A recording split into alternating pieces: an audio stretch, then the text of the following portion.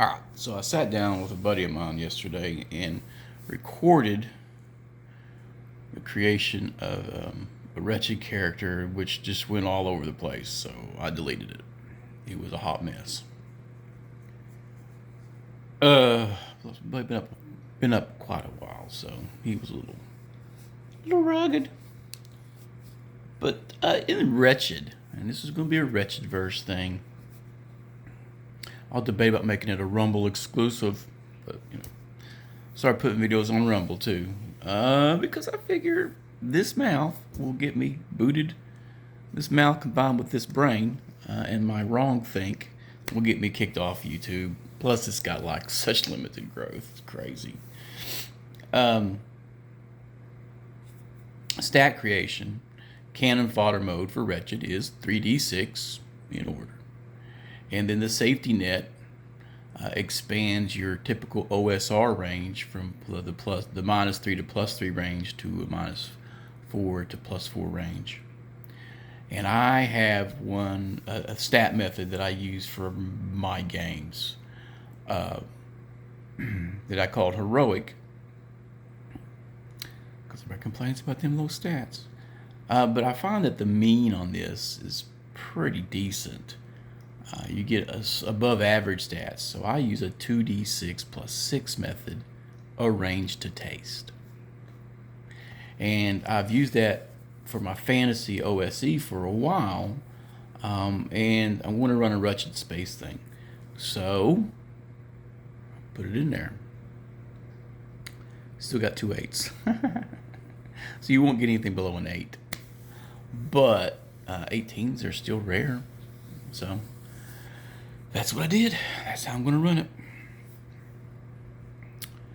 So,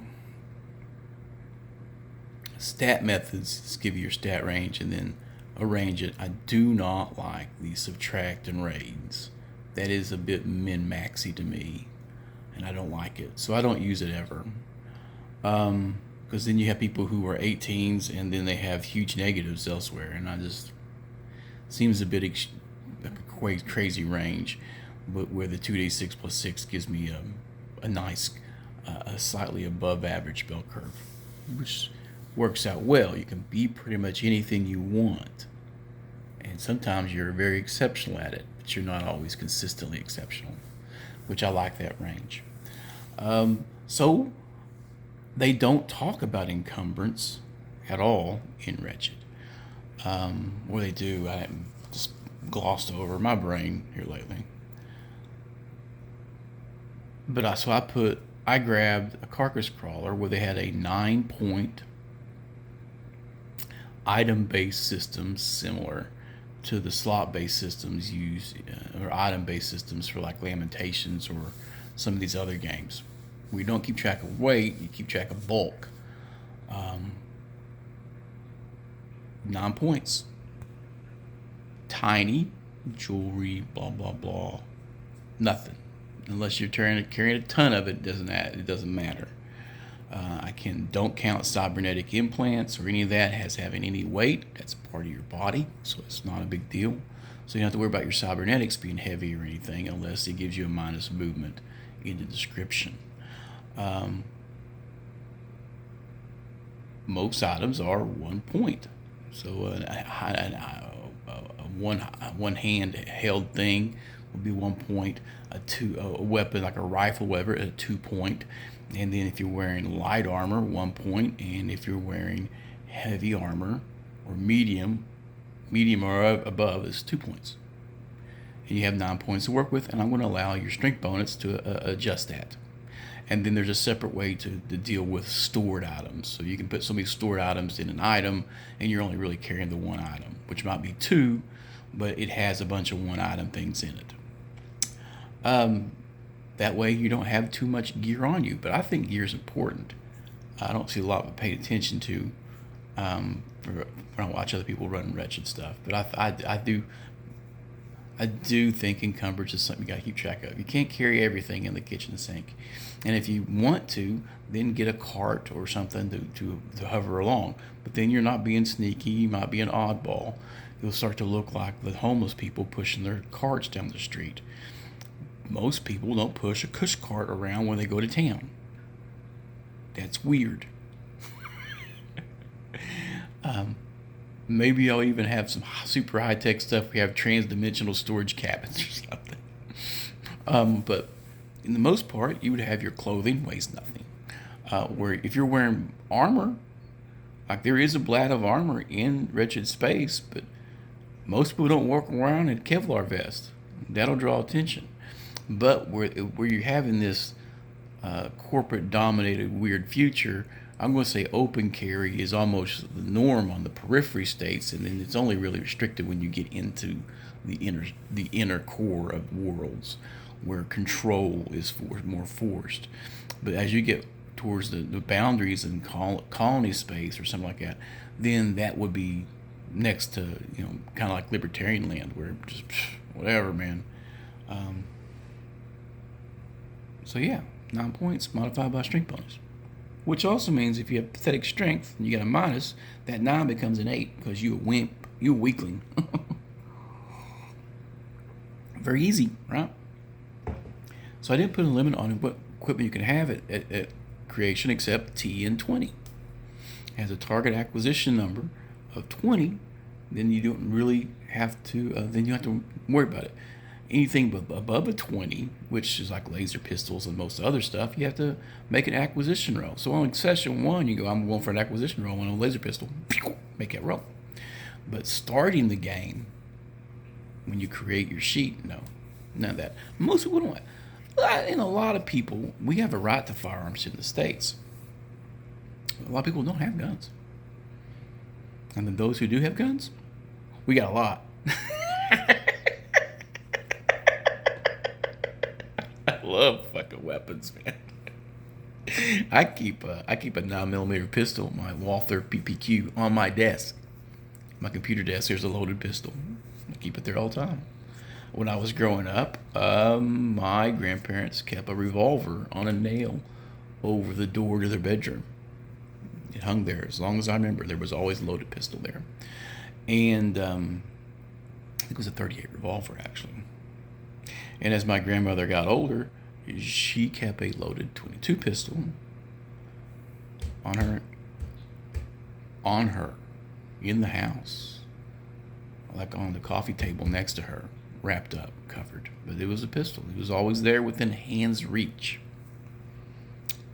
Because, we came home drunk a couple times when I was living with my grandmother, and we would come in late. And one time we startled by trying to be quiet and not wake her up, and she stepped out of her room with a gun range.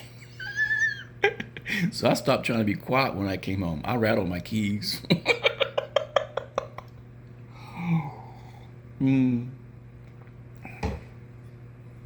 Poor Philip almost got shot.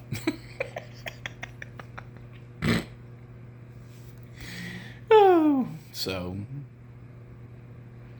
gun culture is a little hard to understand for some of our foreign people. I had to explain the concept of a shower gun to someone, where you keep a weapon in the shower in a waterproof case in case someone breaks into your house when you're naked. You can still grab a gun. And when I lived alone in some apartments I had in some seedier places, I had a weapon within reach from any place where I would sit. Something by the door, a pistol by the bed, and some stuff by the chair I sat on my couch. A little paranoid, I guess. But they're just tools. But a lot of people won't start with a firearm in a game. If your character doesn't have small arms, why are you packing a gun? I mean, really. If you're a tech or a doctor, why would you have a gun unless it's assigned to you or requested? But these are action-based games, and they have an action economy, and I do like a lot of combat. So the horror aspect in these games works really good if you don't have a weapon. But in crazy space, where you're going to colony worlds, it would make sense that most people have some sort of sidearm. And then before, if you're going into some place that might be weird, you might actually load up. Everybody have a rifle or whatever ready to throw down. And the only house rules I'm really thinking about throwing into this wretched space thing is exploding damage ice for guns. I think the firefights should be even crazy deadlier. That when the weapons come out and someone takes a shot at you, there's a good chance that you may die in a single hit. If you get hit in the head, the damage is going to be insane. But if you keep rolling 6s or 8s on that range, that's going to stack up. You may frag people in one shot, just and right through the hole in the head that goes. That makes running, hiding, avoiding the combat, or only attacking from ambush or behind. When you get the opportunity, fighting dirty would be encouraged, which would play into the Wretchedverse. You're a douchebag. Now, why would you draw down on someone with a gun when you could shoot them in the back and get a free shot in, right? Or poison them. So it encourages everybody to be a little douchey. And if you make the combat even deadlier, you're encouraging people to avoid direct confrontation and be more of bushwhackers and stuff. Which, let's be honest, the guy that throws the first punch in the fight usually wins. Let's be honest. That's how it works out. It's been my personal experience. The guy clocked me, and I never saw it coming. Usually had a huge advantage. But oh well. I've been talking about it for a while. I think I'm going to just do it, and I'm debating if I'm going to do it on a Tuesday night or on the Friday game that we play. Miguel's more than happy to be a player instead of a GM, so we'll probably do it on a Friday and get it recorded, get it out there, let you guys see how Wretched plays, stuff like that. But item-based for your modern games, more of a heroic blend for stats and equipment. The equipment gives you bonuses, and if you lose that equipment, it should have an effect. All right, let's just put it out there. Just getting my coffee. Then the coffee work its thing. I'm gonna talk about bestiary next when I get a chance. I think Wretched needs some murder flamingos.